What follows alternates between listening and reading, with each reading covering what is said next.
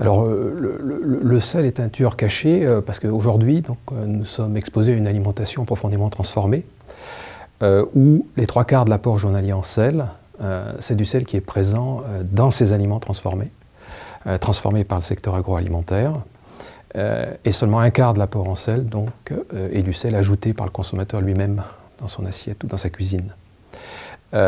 Comme l'étiquetage n'est pas systématique sur la plupart des aliments, on a effectivement une consommation qui, aux 3/4, est essentiellement une consommation due à du sel, une consommation involontaire due à du sel, entre guillemets, caché dans des aliments transformés. Cela est également vrai pour l'excès de sucre et les graisses, qui sont également, en grande majorité, consommées sous une forme, entre guillemets, cachée.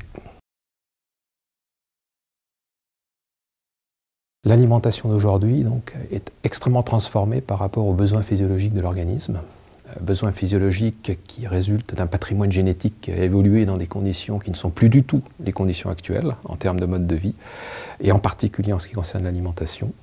Et c'est cette inadéquation entre un patrimoine génétique adapté à une certaine alimentation, à un certain mode de vie, et une alimentation actuelle qui a été extrêmement modifiée et transformée, qui explique ces maladies chroniques dont font partie les pathologies cardiovasculaires.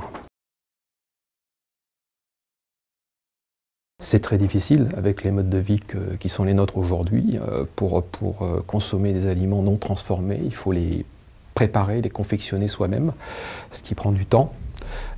Et aujourd'hui, pour beaucoup de citoyens, c'est pas évident de trouver ce temps-là, apparemment.